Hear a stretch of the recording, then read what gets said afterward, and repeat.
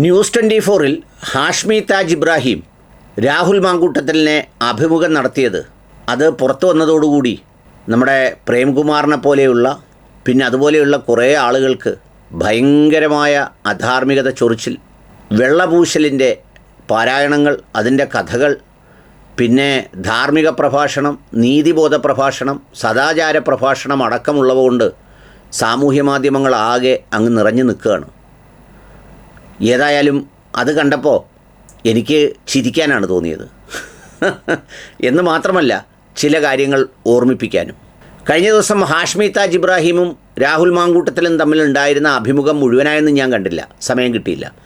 പക്ഷേ പിന്നീട് രാത്രി ചില ക്ലിപ്പുകൾ ചില സുഹൃത്തുക്കൾ എനിക്ക് ഫോർവേഡ് ചെയ്ത് തന്നിരുന്നു. അപ്പോൾ ആ ക്ലിപ്പുകളുമായി ബന്ധപ്പെട്ട് കുറേ കാര്യങ്ങൾ കേൾക്കാനിടയായി. ആ കേൾക്കാനിടയായ കാര്യങ്ങളിൽ നിന്ന് എനിക്ക് മനസ്സിലായ ഒരു കാര്യം, ഇപ്പോൾ ഈ പറയുന്ന കേസുമായി ബന്ധപ്പെട്ട് പുറത്തു വന്ന സംഭവങ്ങൾക്കപ്പുറത്ത് പ്രചരിപ്പിക്കപ്പെട്ട ഒരുപാട് സംഭവങ്ങൾ പൂർണ്ണമായും സത്യമല്ല എന്നൊരു ബോധ്യം ആ അഭിമുഖം കേട്ടപ്പോൾ എനിക്കും തോന്നി. കാരണം ഇതൊരു കൊണ്ടുപിടിച്ച് നടന്ന സമയത്ത് എയർ ഹോസ്റ്റസിനെ, സിനിമാ നടിയെ, ചില പ്രമുഖരായ കോൺഗ്രസ് നേതാക്കളുടെ ഭാര്യമാരെ, പിന്നെ കോൺഗ്രസ് നേതാക്കളുടെ മക്കളെ, പിന്നെ പ്രായപൂർത്തിയാകാത്ത ആൺകുട്ടികളെ, പെൺകുട്ടികളെ എന്ന് വേണ്ട വഴിയിൽ പോകുന്നവരും കണ്ടവരുമായ മുഴുവൻ ആളുകളെയും, IAS ഉദ്യോഗസ്ഥയെ ഒക്കെ അടക്കമുള്ളവരെ എല്ലാം എന്ന് പറഞ്ഞാൽ കണ്ണിലാരെ കണ്ടിട്ടുണ്ടോ അവരെ മുഴുവൻ ഭർസിച്ച ഒരാളായി അല്ലെങ്കിൽ ശ്രമിച്ച ഒരാളായി രാഹുൽ മാങ്കൂട്ടത്തിലിനെ അങ്ങ് ചിത്രീകരിക്കുകയായിരുന്നു. അത് കേൾക്കാനൊരു ആവേശവും സന്തോഷവും ഒക്കെ ആളുകൾക്കിടയിലുണ്ടായിരുന്നു. മാറിയും തിരിഞ്ഞും പറയാൻ കഴിയുന്ന രൂപത്തിൽ സൂചന വെച്ച് ചാനലുകളിൽ പറഞ്ഞു. പിന്നെ അതെല്ലാം കഴിഞ്ഞിട്ട് വായ്മൊഴികളിലൂടെ കഥകളായി ഒരുപാട് സംഭവങ്ങൾ വാട്സപ്പിലൂടെ പ്രവഹിച്ചു. അവർക്കും അയച്ചിട്ടുണ്ട്. ആ വീട്ടിലും കയറാനൊക്കത്തില്ല, ഇന്ന നേതാവ് മിണ്ടാത്ത എന്താണെന്ന് വെച്ചാൽ പുള്ളിയുടെ ഭാര്യയെയും ഇവൻ ശ്രമിച്ചിട്ടുണ്ട് എന്നൊക്കെ പറയുന്ന സംഗതികളായിരുന്നു. എന്നാൽ ഈ പറയുന്ന പ്രേംകുമാറൊക്കെ അടക്കമുള്ളവർ ഇങ്ങനെയൊന്നും സൂചിപ്പിക്കാതെ വലിയ എന്താ പറയുന്നത് പൊടിപ്പും തൊങ്ങലുമൊക്കെ വെച്ച് ധാർമ്മികതയുടെ ഒരു മനോഹരമായ നീർച്ചാലിൽ ചാലിച്ച കനവുകൾ പോലെ എഴുതി പിടിപ്പിച്ച സംഗതികളൊക്കെ ആയിരുന്നു. പക്ഷേ അത് പൂർണ്ണമായും സത്യമല്ല എന്ന് ഇന്നലെ ഈ പറയുന്ന രാഹുൽ മാങ്കൂട്ടത്തിലിൻ്റെ ഒരു അഭിമുഖത്തിലൂടെ ബോധ്യപ്പെട്ടു. ഏത് ഈ ഉണ്ടായ സംഭവങ്ങൾക്കപ്പുറത്ത് പറഞ്ഞ ഒരുപാട് കഥകളുടെ കാര്യമാണ് ഞാൻ പറഞ്ഞത്. ഉണ്ടായ സംഭവങ്ങളുടെ മെറിറ്റും അതിൻ്റെ യോഗ്യതയും ഒക്കെ കോടതിയിലാണ്, അവിടാണ് തീരുമാനിക്കപ്പെടേണ്ടത്. അതിനെ സംബന്ധിച്ച് പുള്ളി പൂർണ്ണമായ ചാറ്റെന്നും ചിലരുടെ പേരൊക്കെ പറഞ്ഞു. ഞാൻ അതിൻ്റെ മെറിറ്റിലേക്കൊന്നും കടക്കുന്നില്ല. അതിന് പുള്ളിയെ പിന്തുണയ്ക്കാനുമില്ല, പുള്ളിയെ അനുകൂലിക്കുന്നവരെ പിന്തുണയ്ക്കാനുമില്ല, എതിർക്കുന്നവരെ പിന്തുണയ്ക്കാനുമില്ല. അതവിടെ നിൽക്കട്ടെ. രണ്ടാമത്തെ കാര്യം, ഇന്ത്യൻ നീതിന്യായ വ്യവസ്ഥയിൽ പോലും ഒരാൾ കുറ്റവാളിയാണെന്ന് ശിക്ഷിക്കപ്പെടുന്നത് വരെ അയാളെ കേൾക്കാനും അയാൾക്ക് പറയാനും അയാൾക്ക് ഇടപെടാനും ഒക്കെയുള്ള സ്വാതന്ത്ര്യമുണ്ട്. ഇയാൾക്ക് ഇത്രയും ദിവസം ജയിലിൽ കഴിഞ്ഞ ശേഷം ജാമ്യം നൽകി വിട്ടപ്പോഴും ഒരു ചാനലുകളിലും ഈ സംഭവത്തെക്കുറിച്ച് സംസാരിച്ചു പോകരുതെന്ന് പറഞ്ഞ കണ്ടീഷനോടെയൊന്നും അല്ല അയാളെ വിട്ടത്. അപ്പോൾ അയാൾക്ക് പറയാനുള്ള അവകാശമില്ലേ? ആ അവകാശം എവിടെയെങ്കിലും കിട്ടുമ്പോഴേക്കും ബഷീർ വള്ളിക്കുന്നും മറ്റൊരു എല്ലാം കൂടെ അങ്ങ് വെളുപ്പിക്കലാണ്, അതാണ് ഇതാണെന്നൊക്കെ പറഞ്ഞ് ഇവരുടെ എല്ലാവരുടെയും പൂർവ്വകാല ചരിത്രമൊക്കെ എല്ലാവർക്കും അറിയാവുന്നതല്ലേ. വെളുപ്പിക്കാൻ ശ്രമിച്ചതും കുരുക്കാൻ ശ്രമിച്ചതും നികേഷിനോടൊപ്പം കൂടിയ ബഷീർ വള്ളിക്കുന്നിനെയും പിന്നെ പല വാർത്തകളും ഉണ്ടാക്കി പ്രസിദ്ധീകരിച്ച ബഷീർ വള്ളിക്കുന്നിനെയും പിന്നെ ഇങ്ങനെ എഴുതുന്ന പ്രേംകുമാറിൻ്റെയും ഒക്കെ താല്പര്യങ്ങൾ നമുക്കറിയാവുന്നതല്ലേ. ഇതൊക്കെ ആദ്യമാണ് ദൃശ്യമാധ്യമ രംഗത്ത് കേരളത്തിൽ ആദ്യമായിട്ടായത്.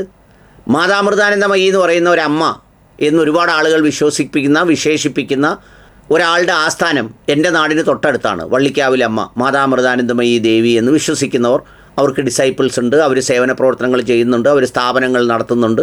അവരെക്കുറിച്ച് എന്നാൽ ഒരുപാട് കഥകൾ പ്രചരിപ്പിക്കുന്നവരുമുണ്ട്.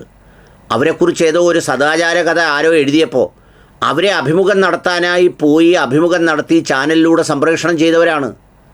ആ സംപ്രേഷണം ചെയ്ത ആളിന്ന് ഈ രാജ്യത്തെ എന്താ പറയുന്നത് ഏറ്റവും വലിയ സഭയായ രാജ്യസഭയിൽ ഇരിക്കുകയാണ്. ധാർമ്മികതയുടെ എല്ലാ കാര്യങ്ങളും വിലയിരുത്തിക്കൊണ്ട് അദ്ദേഹം സംസാരിക്കാറുണ്ട്. ഉണ്ടായില്ലേ? പിന്നെ ശശി തരൂരിനെ പോലെ ഇപ്പം വന്നാൽ ഒരു കുഴപ്പവുമില്ല, തുറന്ന് ചർച്ച നടത്താമെന്ന് പ്രതിപക്ഷ LDF കൺവീനർ അടക്കമുള്ളവർ പറഞ്ഞ CPMലേക്ക് മാറാൻ പോകുന്നുവെന്ന് പറഞ്ഞ ശശി തരൂരിൻ്റെ ഭാര്യ മരിച്ചു കിടക്കുന്ന സമയത്ത് മെഹർ തരാറിനെ ബന്ധപ്പെടാൻ വേണ്ടി ശ്രമിച്ച് വല്ലാതെ വിരളി പൂണ്ട് വിറച്ച് ചൊറിഞ്ഞ് മരിച്ച കൈരളി ടി വി ചാനലിൻ്റെ ആളിനെ പിന്നെ ധാർമ്മികത ആരും വിചാരണ ചെയ്യുന്നില്ലേ? പിന്നെ കേരളം മുഴുവൻ നെഞ്ചേറ്റിയ ഒരു നേതാവായിരുന്ന ഉമ്മൻചാണ്ടി സാറിനെ ആക്ഷേപിക്കാൻ വേണ്ടി ചാനലുകളിൽ കൊണ്ടിരുത്തി അഭിമുഖം നടത്തിയ സരിതാ നായർ, അതുപോലെ പിണറായി വിജയൻ സഖാവിനെതിരെ ആരോപണവുമായി വന്ന സ്വപ്ന സുരേഷ്, ഇവർക്കെല്ലാവർക്കും ഗോവിന്ദചാമി, ഇവർക്കെല്ലാം സ്പേസ് കൊടുത്ത കേരളത്തിലെ ദൃശ്യമാധ്യമ രംഗത്ത് രാഹുൽ മാങ്കൂട്ടത്തലിനെ പോലെ ഒരാളിന് അഭിമുഖം നടത്തിയപ്പോഴത്തേക്ക് ഹാഷ്മി താജ് ഇബ്രാഹിമും ശ്രീകണ്ഠൻ നായരും കൂട്ടിക്കൊടുപ്പുകാരനും മറ്റേതും എന്നൊക്കെ പറഞ്ഞ് അങ്ങ് തള്ളി മറിക്കുകയാണ്. എന്താ തള്ളാനുള്ള യോഗ്യത? ഇവരൊക്കെ എന്താ ചെയ്യുന്നത്? ഇവരുടെ താല്പര്യം വരുന്ന സമയത്ത് പഞ്ചപുച്ഛമടക്കി നിൽക്കും, അല്ലാത്ത സമയത്ത് ഇവർ പലതുമായി രംഗത്തിറങ്ങും. അതുപോലെ തന്നെയാണ് ഈ പറഞ്ഞ പല മാധ്യമപ്രവർത്തകരും. അവരവർക്ക് കിട്ടുമ്പോൾ ഇതൊരു നല്ല സംഗതിയാണ്. ഇപ്പോൾ ഈ പറഞ്ഞ രാഹുൽ മാങ്കൂട്ടത്തലിനെ എല്ലാ ചാനലുകാരും കിട്ടാൻ ആഗ്രഹിച്ച് കാണും, എല്ലാ യൂട്യൂബർമാരും കിട്ടാൻ ആഗ്രഹിച്ച് കാണും. പക്ഷേ അവൻ തിരഞ്ഞെടുത്തത് ന്യൂസ് 24. എന്താ ന്യൂസ് 24 തിരഞ്ഞെടുക്കാൻ കാര്യം? റിപ്പോർട്ടർ ചാനലാണ് ആസൂത്രിതമായി ഇതിന് ഉന്മൂലനം ചെയ്യാൻ വേണ്ടി നിന്നത് എന്നുള്ളത് രാഹുൽ മാങ്കൂട്ടത്തിലും അറിയാം, എല്ലാവർക്കും അറിയാം. അവിടെ നിന്നാണല്ലോ ആ കിളിക്കുഞ്ഞിൻ്റെ കരച്ചിലൊക്കെ കേട്ടത് നമ്മുടെ അരുൺകുമാർ. അതുകൊണ്ട് എന്ത് ചെയ്തു?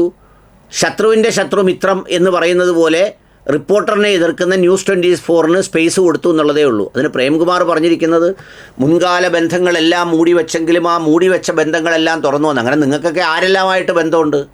അതുകൊണ്ട് അയാൾ നിങ്ങൾ എവിടെയെങ്കിലും ഒരു മാധ്യമത്തിൽ ജോലി ചെയ്താൽ ആ പറയുന്ന മാധ്യമത്തിൽ ഒരാളുടെ ഒരു വാർത്ത വന്നു പോയാൽ അത് മുൻകാല ബന്ധങ്ങളുടെ സംഗതികളുടെ ആകെത്തുകയാണ് എന്നൊക്കെ പറയുന്നതിൽ എന്തർത്ഥമുള്ളത്? അപ്പോൾ അതുകൊണ്ട് അക്കാര്യത്തിൽ ശ്രീകണ്ഠൻ നായരെയും ഹാഷ്മി താജ് ഇബ്രാഹിമിനെയും ഒരു കുറ്റവും പറയാൻ ഒരാൾക്കും ഒരു അവകാശമില്ല. പിന്നെ രാഷ്ട്രീയമായുണ്ട്. നമ്മളീ പറഞ്ഞതുപോലെ രാഹുൽ മാങ്കൂട്ടത്തിൽ എന്ന് പറയുന്ന ആൾ നിശേഷമായി ഇല്ലാതാകണമെന്നും ആ ഇല്ലാതാകുന്നതോടുകൂടി പുള്ളി മാത്രമല്ല പുള്ളിയെ കൊണ്ടു നടന്ന കോൺഗ്രസും UDFും പ്രതിസന്ധിയിലാകണമെന്നും ആഗ്രഹിക്കുന്ന ഒരുപാട് പേർക്ക് രാഷ്ട്രീയ താല്പര്യങ്ങളുണ്ടാവാം. അത് സ്ട്രെയിറ്റ് അങ്ങ് പറയുന്നതിന് പകരം ശ്രീകണ്ഠൻ നായരുടെയും ഹാഷ്മി താജ് ഇബ്രാഹിമിൻ്റെയും സദാചാര വിചാരണ നടത്തുന്നത് കണ്ടപ്പോൾ ചിരി വന്നു. അതുകൊണ്ട് പറഞ്ഞു എന്നേ ഉള്ളൂ.